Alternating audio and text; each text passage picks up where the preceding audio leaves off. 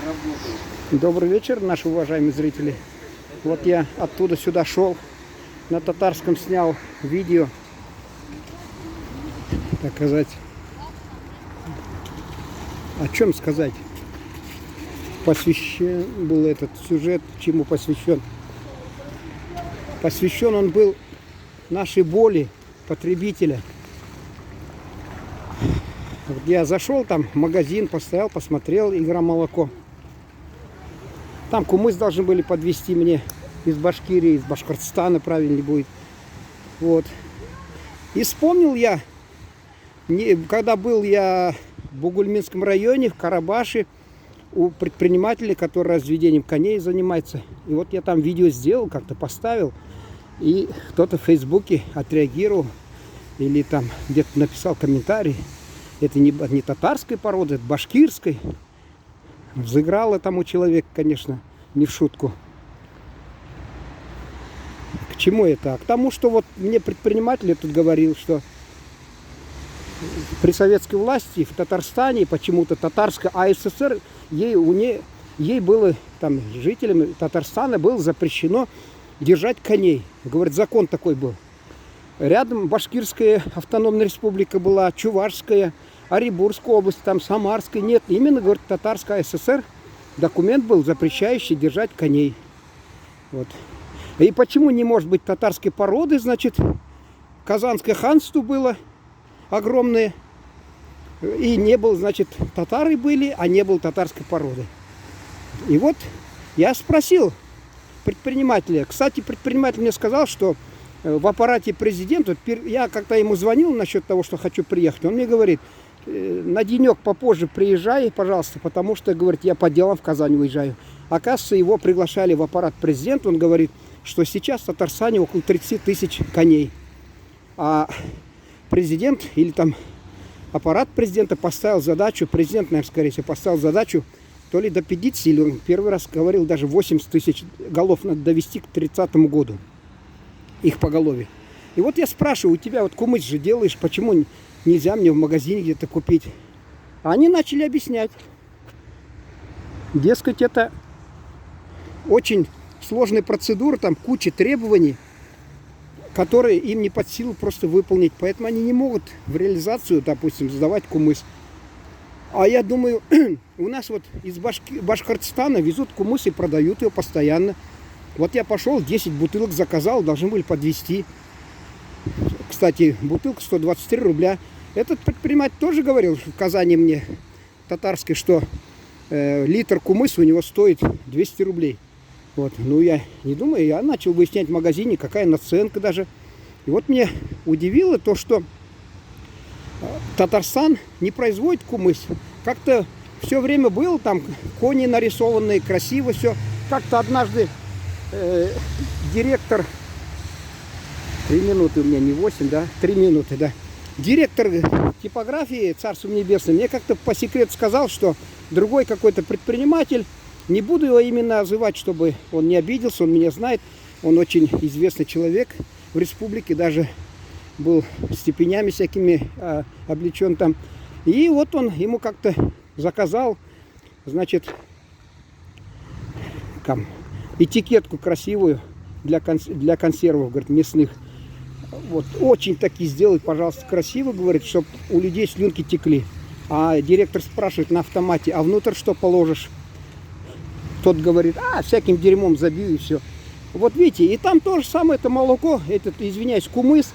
Там кони нарисованы, настоящий башкирский кумыс написано. Но я, естественно, это начал покупать, пить. Чувствую, конечно, не очень, но на безрыбье и там, говорят, на безрыбье и рак рыба, а еще шутливого есть, говорят, на безрыбье и жук мясо. Вот, обычно есть, говорят, в поле и жук мясо. Так вот, мне стало интересно, почему, значит, это, вот купил я, начал пить, и вот в Фейсбуке выставил фотографию. Мне из Турции один знакомый татарин, вот он мне пишет, а это, говорит, там нет кобыльего молока. Я говорю, не может быть. Состав пишет мне, посмотри. Я посмотрел состав, действительно там не обнаружил кобылью молока. Вот. А красиво написали, слова даже нет, что кобыль молоко. Значит, ну, понятно, что хитрят корой молоко.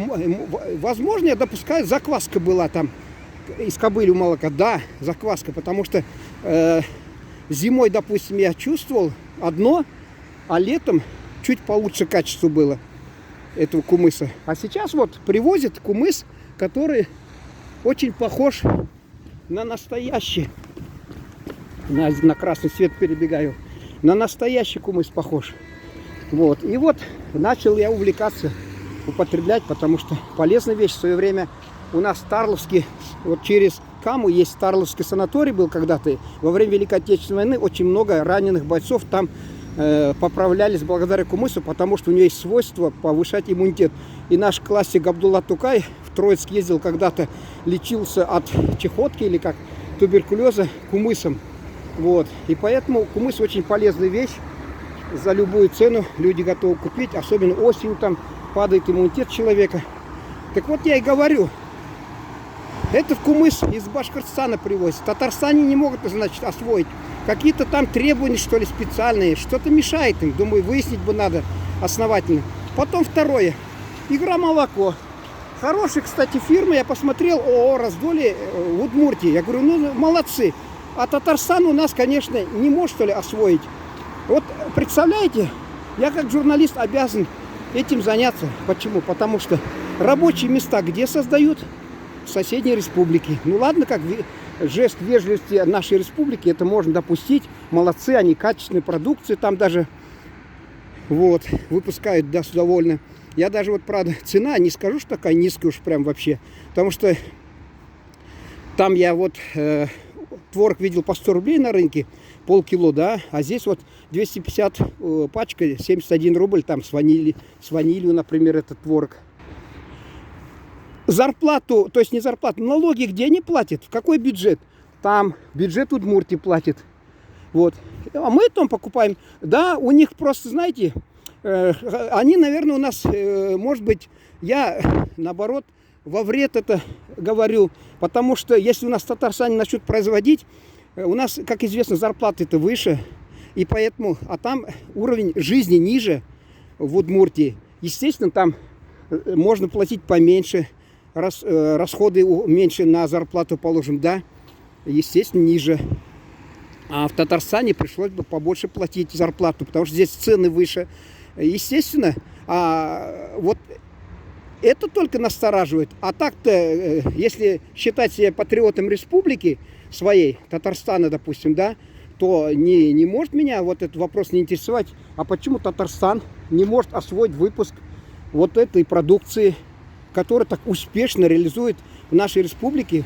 В очереди выстраивается, магазинов очень много открывается. Молодцы. Если вот они меня сейчас слушают, ООО «Раздолье», то я как журналист готов, пусть транспорт пришлют, бесплатно съездить, бесплатно в виде благотворительности, в виде их поощрения, ролики снять и показать их работу, как они выпускают продукцию, и рассказать о них, чтобы их под контролем держать общественности в лице журналиста, чтобы они качество продукции не падало. Потому что несколько раз вот попадалось там молоко, видимо, не та смена, видимо, дежурила. Молоко попадалось не самого, там, видимо, не скажу, что отвратительное, просто на вкус уже там, видимо, перекипятили или что-то такое.